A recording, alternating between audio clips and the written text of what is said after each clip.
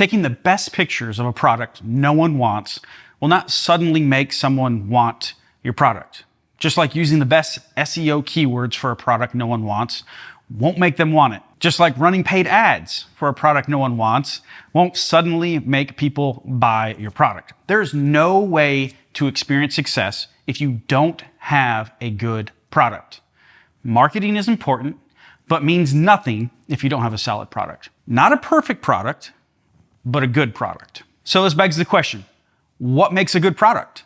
I bet it's not what you're thinking. If you're struggling to sell the things that you make on Etsy, this video is absolute gold for you. I wish someone would have made this video for me 7 years ago when I first started making and selling stuff on my CNC. So in this video, I will reveal exactly what makes a good product, how you can create your own good product, and what keeps most people from experiencing the joy of Etsy success. After hearing from countless people struggling with getting sales on Etsy, I started a new Etsy shop to see what would happen. Something to note is I already spent the time of trial and error to develop a good product. These are my lanterns that you've heard a lot about. I started with a good product, but zero traffic. I didn't announce this on social media, didn't drive traffic to my Etsy page. I didn't pay for ads. This is all organic traffic from Etsy. And you can see in this graphic from 0 to 60 days what the results were. Over the last 7 years, I've observed a pattern to the typical new woodworker, CNCer, maker, whatever you want to call it. Group all those people together. Anybody that makes and tries to sell things. Like I did myself. I've the same pattern in myself. And I have seen countless others do the same thing. It goes like this. They get into woodworking by making something they're excited about. People are impressed with what they made. Like, wow, you can make that? And ask if they can build them either the same thing or usually it's something custom. This leads to more people discovering your talent and more custom commission work. You do that for a while, but you get tired of making all these custom requests and realize that it's somewhat inefficient and hard to scale. So you think to yourself, how much easier would it be to build my own products, make what I want, and sell them online? I mean, if I could just create things that I wanted, put them on Etsy, and people buy them, that sounds pretty cool, right? So they head down this direction and soon realize they're not getting any sales. Then they go back to building one-off custom builds for people because they know at least it makes money. This is such a common path that I took myself and I've seen so many people take as well. The reason custom commission work sells is because you are building a one-of-a-kind piece for one person. They don't want something you just built. They want what they want, not what you want, or even what you want them to want. This is the exact reason why simply making a product that you're excited about, throwing it up on Etsy and hoping other people will be excited about it too, doesn't work. Now, this isn't to say that custom commission work is bad or you should avoid it. I know a lot of people that do it. I've done a lot of it myself and made a lot of money doing it. But I've talked to a lot of people that get burnt out from doing it and want to find an easier way. All right, this next part's very important and most people overlook it. You see, when someone asks you to make something custom for them, the hard work is already done in the sale process. You've matched your product with a customer.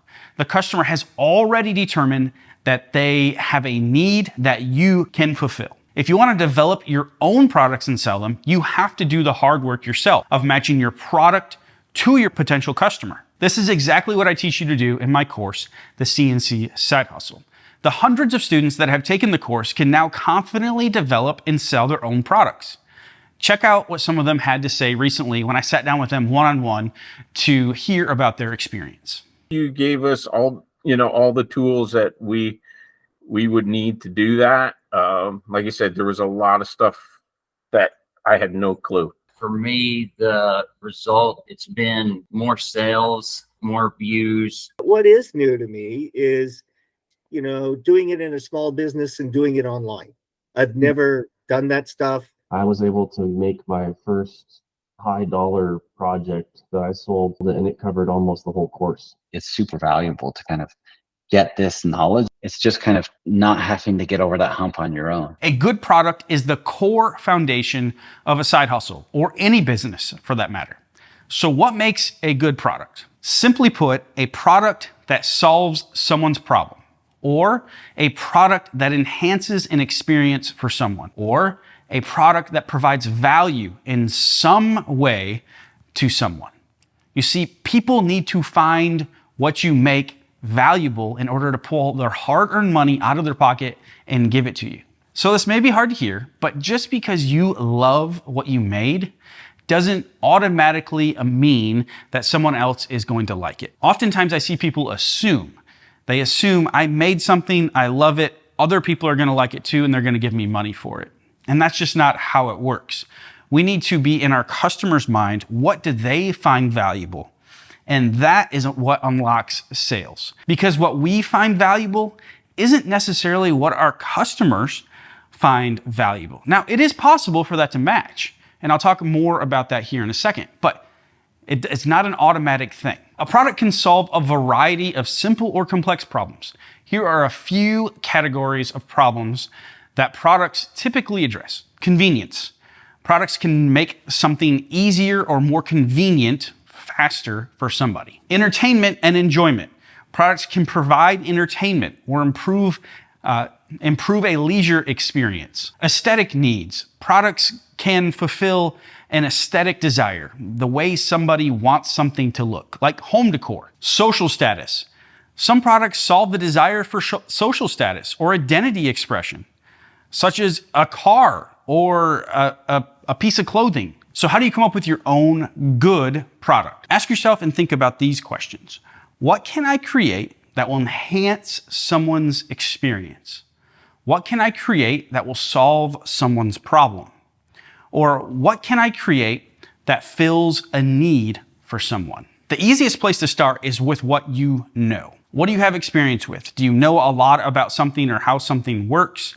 Think about a process or experience within that niche you could make better or improve. Is there something that you can create, add to, modify in some way that would increase the satisfaction or enjoyment of that particular process or experience? For example, maybe you live in Texas and you're into barbecuing.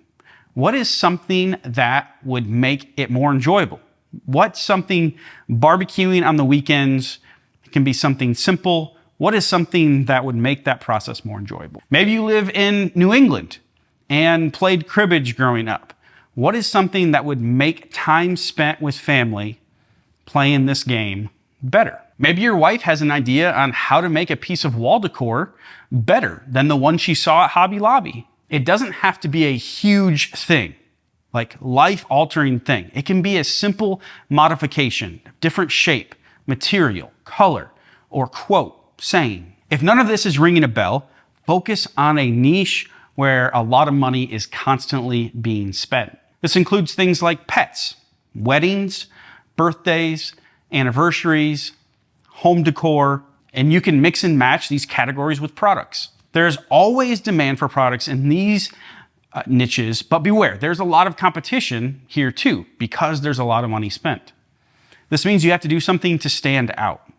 Research what products are selling and make them 10% better. Offer a different size, maybe a different use. You use it in a different way or a different setting, or you make it completely out of a different material. But something that's really important, don't just copy exactly the item you see working. This does not work because you'll always be behind. You will be forced to compete on price alone, and no one wins this battle. It's a race to the bottom. If you really want to stick it to your competition, make their product better than they do. When I say better, I don't mean better quality. Make it a better experience, offer more value, or make the outcome better for the customer. That's how you win sales. Coming up with a good product will take several iterations of trial and error. Expect it. It's a process, and it's a constant process of revising a product and making it better. But once you have a good product, then, and only then, does SEO matter? Does high quality pictures matter? Does listing optimization matter? The order in which you do things absolutely matters. If you're trying to advertise a bad product, you're not going to get the results that you want. If you're trying to take pictures of a product no one wants, they're still not going to want it. If you're thinking about starting an Etsy shop, I show you step by step how I made $1,223 in 90 days with my CNC, starting from scratch. I share what products I sold, where I sold them, and ultimately how you can too. Click this video right here, and I will see you in that video.